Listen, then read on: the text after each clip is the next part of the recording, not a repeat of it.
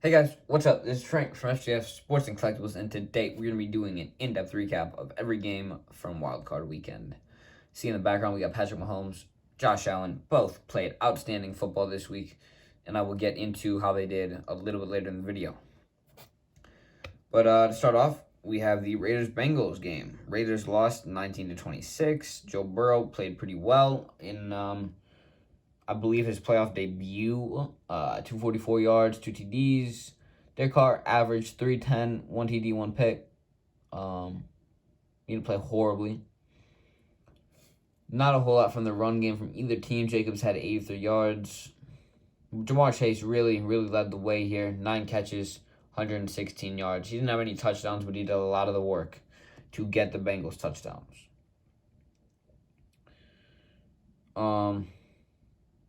Again, I'm forgetting there's only like 6 games, so I'm going to go a little bit more into each game.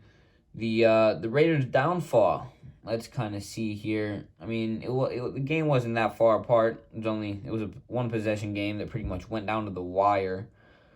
I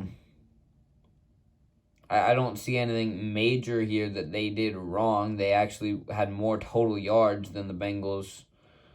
They did throw that costly interception, and they lost a fumble. So really, I think the Bengals won because they won the turnover margin.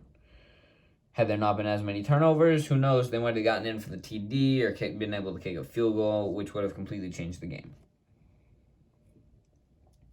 But outside of that, we're going to head on to the Bills game. Bills absolutely destroyed the Patriots. They won 47-17. The game, it was kind of over. Like, it was really kind of over. New England, they didn't score their first points until, I believe, the end of the second quarter. And then they scored 2 other touchdowns, one in the third, one in the fourth. But Mac Jones, he did get some playoff experience. I expect to see him back there probably next year as another wild card spot. So him getting this little bit of playoff experience, I can't hurt him at all. But Josh Allen, you can see him in the background on the right. He played outstanding. 21 for 25, 308 yards, 5 TDs, passer rating of 157.6. This is why the passer rating thing is flawed. 157.6. The max, it's like 158.3. This is like elite quarterback play. He couldn't have done any better. He really couldn't have. I mean, unless one of those rushing TDs was a passing touchdown, or even both, but really, he couldn't have done any better, and I think he played a perfect game for a quarterback. No picks, no costly turnovers. He also had like 80 rushing yards, I think, or he had at least 60 rushing yards. I can check the exact. He had 66 rushing yards, which is very, very good. Devin Singletary, he had 2 rushing TDs, 81 yards. He's kind of woken up in the second half of the season. Kendrick Bourne, he had 7 catches, 2 TDs for the Patriots. There are only 2 touchdowns. Dawson Knox had 2 receiving TDs, 89 yards. He had a very, very nice statistical game. If we take a look, the Patriots went 4 for 4 on 4th down, which is, that's very good for them. They did lose the total yards game, but when the quarterback throws for 300 on you, it's pretty difficult to win that one. Neither team lost a fumble. It's the 2 interceptions that definitely hurt them, but the Bills just played some outstanding football, and I don't think the Patriots really stood a chance. And not a whole lot of people said they did before the game either. Next up, we got the Eagles taking on the Bucs. They lost 15-31. Bucs took the dub. Tom Brady, average football for him. 2 TDs, 270. Jalen Hurts, 250, 1 TD, 2 picks. Again, picks, costly. It was, I believe, a 2-possession game. 16 points. That's 2 TDs and 2 extra 2-point conversions. Leading rusher for the Eagles had 1 carry for 34 yards and a touchdown. That's kind of disappointing. 1 carry for the leading rush. Okay. Keyshawn Vaughan, not 100% sure how you say his name. He had a rushing TD for the Bucs. Mike Evans, over 100 yards and a touchdown. Played very well. The Eagles' defense, they played very well. They had 4 sacks, but the penalties of this game, they were very balanced. They had 3 fumbles though. 1 was lost. You can't really do that against the Bucs just because of how good they are. Next game. The 49ers beat the Cowboys 23-17. The only upset for the week. As far as I'm concerned, this was the only game where the team that was supposed to win did not. I'll get into the highlight of this game in a little bit, but Jimmy Garoppolo, 170 yards, 1 pick.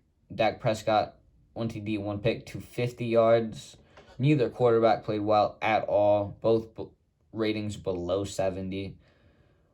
Elijah Mitchell had a rushing touchdown, almost 100 yards, barely missed it. Zeke averaging 2.6 yards a carry definitely did not help. I don't really understand. How are they putting up? They kicked a lot of field goals. And then Debo had that rushing touchdown. That's how they put up points. Debo, leading receiver, 3 catches, 38 yards. Amari Cooper, leading receiver for the Cowboys. He had 6 catches, 64 yards, and a touchdown. Here's what hurt the Cowboys. The main thing that hurt the Cowboys was the penalties. Also, Dak got sacked 5 times for a 40-yard loss total. Also, the Cowboys' defense did not play very well. Main thing was the penalties. Obviously, a lot of people that would be watching this video also heard about what Dak said about the officials. How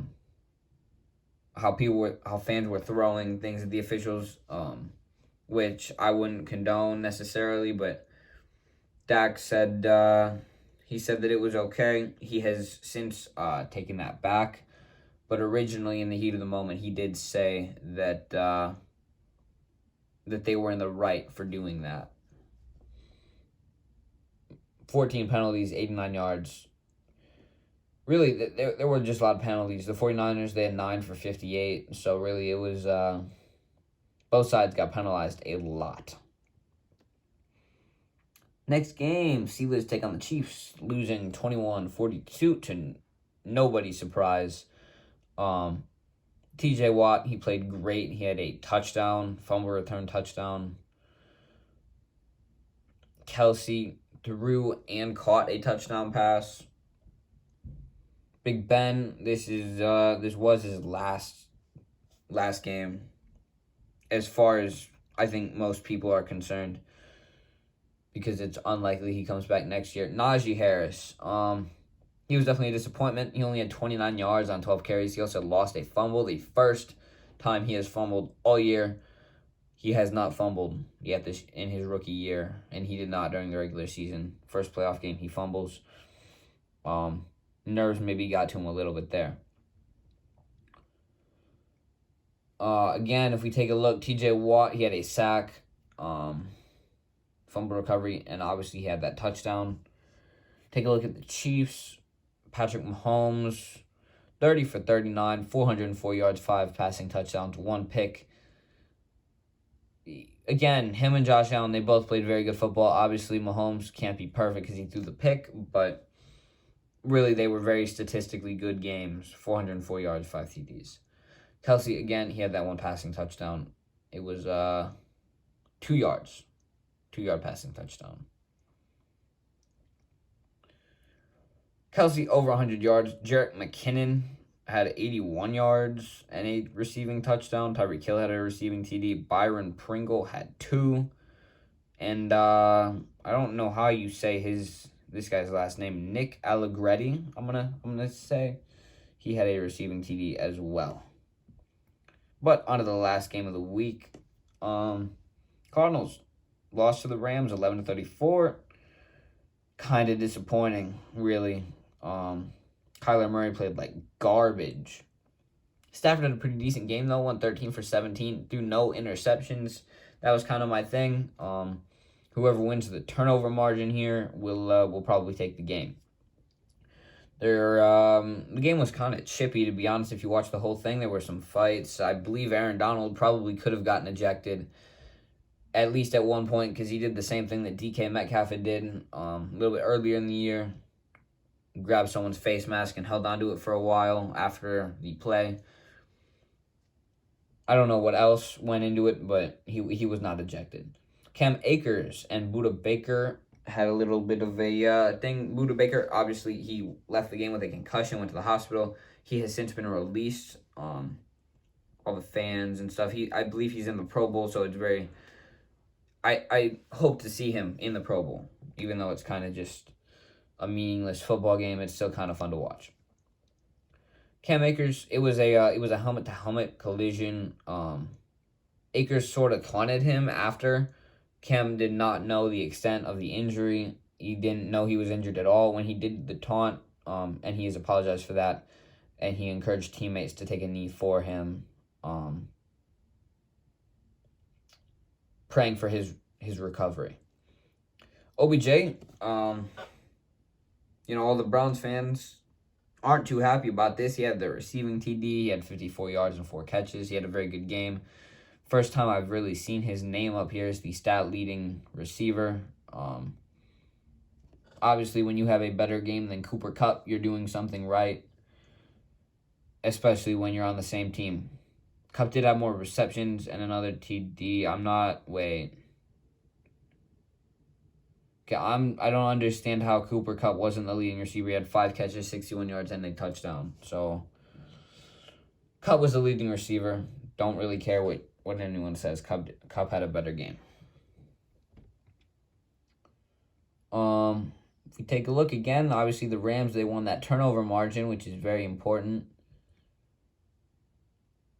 And outside of that, I can't really see anything major that happened this game. Obviously, there were an average amount of penalties, 98 yards total, 13 penalties, split pretty evenly through both teams. And that'll about do it. So if you enjoyed watching football this weekend and enjoyed watching these the recap videos, let me know in the comments down below. Make sure to like and subscribe, because I will have another set of videos pretty much identical to this coming out for, the divisional round of the playoffs. So those will be out later this week. They will come out probably Friday or Thursday, whenever I get around to making them. So if you enjoyed, again, make sure to like and subscribe, and I will see you in the next one.